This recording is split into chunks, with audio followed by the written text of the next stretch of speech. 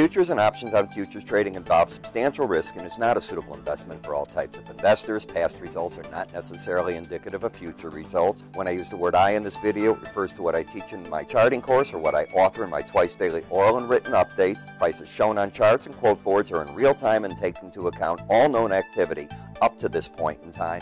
And if you'd like to read more of this disclaimer, simply hit the pause key on your video player. Good day, all. Ira Epstein of Linden Associates with your agriculture update for this Tuesday, the 28th of August, 2018, and we're about 2:40 p.m. Central Daylight Time. Well, as you can see, the corn market down another nickel, wheat basically unchanged, but the market that got smashed was the soybean market. Hogs also limit up yesterday, almost limit down today. So the impact of all the news with Mexico coming out of the market as the market's trying to understand better just when Mexico will be buying our products, how much they'll buy, what's going to happen with the Canadian trade situation, and that will impact what's going on in agriculture. And remember, we want to open Canadian markets to our dairy, where we've got crazy tariffs on our dairy products. We'll see what the president can get done with that. In the stock market, it's a day of consolidation, basically, holding on to yesterday's gains.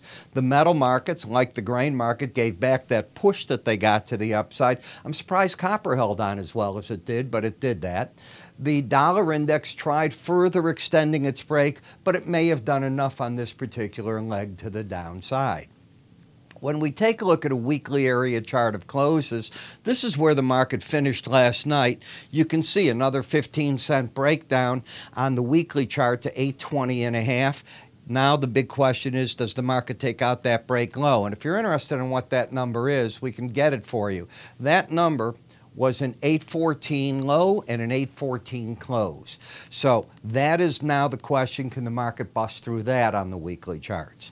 On the daily charts, it's as I've been saying, the market just has rolled over to the downside. The pattern remains one where you've gone straight from 907 now down to 833.25. So we're looking at a pretty substantial break here, almost, what, 80 some odd cents. So that's a big break by any stretch. You can see how the market had a couple of days over that 18-day average, got over it, came back to it, over, came back, fought, and then it lost its way. 18-day average of closes are super important on charts. Some people use a 20. I've seen a 21. It's whatever you think, but it's a reference point. I like the 18 better than the others, and yes, folks, I spent years using the others, so I have my reasons for it. When looking at the Bollinger Bands, remember what I teach you. Bollinger Bands first start out, and often from a sideways action, they'll determine what their next level is. Normally, they'll make a run down, bounce away, or make a run up and bounce away.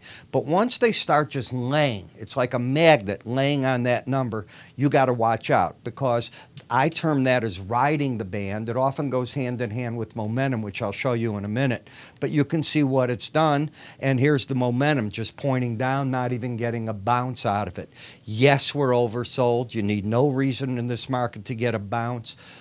From a fundamental point of view, until the farmer stops putting pressure on the soybean market, got to watch out. This market is a mixture of farm selling, lower bids from the elevators, the ports, all of it. And then weather. We have ideal growing conditions. Keep that in the back of your mind. In the meal market, now we're under today, we were under yesterday, the Bollinger Band, under the day before, but on this particular day you weren't. So we have 1, 2, 3, 4 days in a row under. Will tomorrow be the 5th? The odds don't favor it. In other words, it's a 1% chance it'll stay under that number, but it doesn't have to bounce much. All it does is move to the right-hand side. These markets are very bearish at this point in time, and soybean oil can't withhold the pressure. As you're dropping that much in those markets, you're starting to repressure this market. Notice the battleground. I think it's pretty clear at the 18-day average with no momentum. The momentum's just going flat in the market. In the corn market, it's more bearish than even the soybean, because you have a pattern of lower highs, lower lows. You keep riding that Bollinger Band down. Yes, you're oversold, but showing no sign of a bounce just because you're oversold.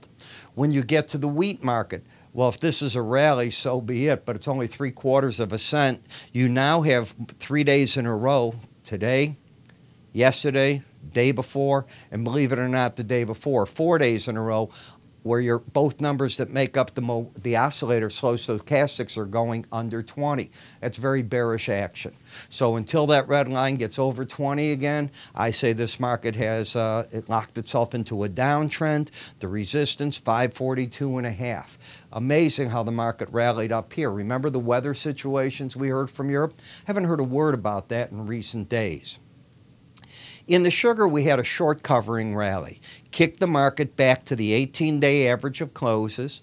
It's still, if you will, oversold. Anytime one of the numbers that make up slow stochastics are under 30, I consider that to be oversold. That's my own viewpoint on it. I look for more churning, maybe a small move down, but nothing here in the way of a trend at work. In the coffee, all that this whole rally did is go back to the 18-day average. It's done this repeatedly and keeps failing against that number. The overall trend remains in the bear camp.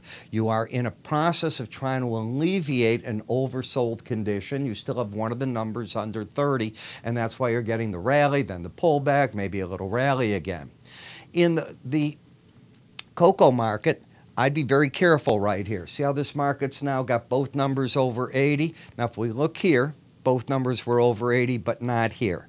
So the odds are the market's just going to stay overbought. Any move down tomorrow will drop that red line back under 80 if it closes there. So we'll be watching that very carefully. In the cotton, we've talked the past few days that if the market rallied, the combination of the 18-day average and 100-day should act as a resistance point. You can see that right there. Today you go right up. Let's see, the 100-day average, 84.46. You didn't quite get there, but you certainly got and are challenging the 18-day average, and we'll see what the market can do up now that it's up here.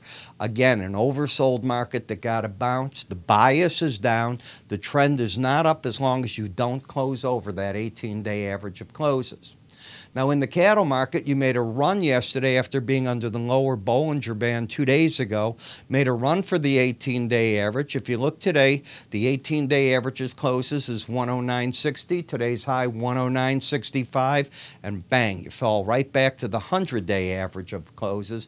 Market's sort of looking for a support zone. It's no longer in a trend. You have a lower low and a higher high. That is not a trend, and momentum is flattened out on you. You've got the same predicament in the feeder cattle, a lower low and a higher high.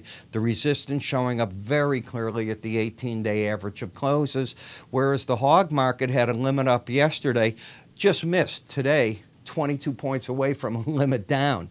And momentum is still down. The bias is down. The trend is down. This market's bearish. Until you take out today's highs, I think the bears regained control of this market. You put it all together, it's an interesting day.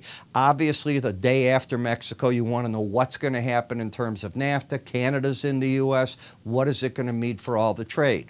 And with that, I want to talk to you about our mobile market. And what this is this our QT Market Center, our mobile edition. You can get quotes in every way you want. And yeah, I helped design this to the point where you can read it. You know, I get so many of these others from firms, I truly can't read what I'm seeing. This is my phone, and you can see I've captured the pictures. Tell me that isn't easy to see. I even want alerts. If a price is hit, sometimes I'm out. I'm just not at the market. I'll get an alert that a price has been hit. To me, that's real important. I want to keep up with the market. Sometimes I look at prices, I want to know how many contracts traded. I want to know if the market's up or down. Tell me that isn't easy to see. And if you look over here, the high, low, the time, where you're at on the marketplace. But there's more than that because I like voice. Now, you can say things like this, show me the weather. Pretty cool stuff, isn't it? I think it is. Now, text to voice. Watch this one.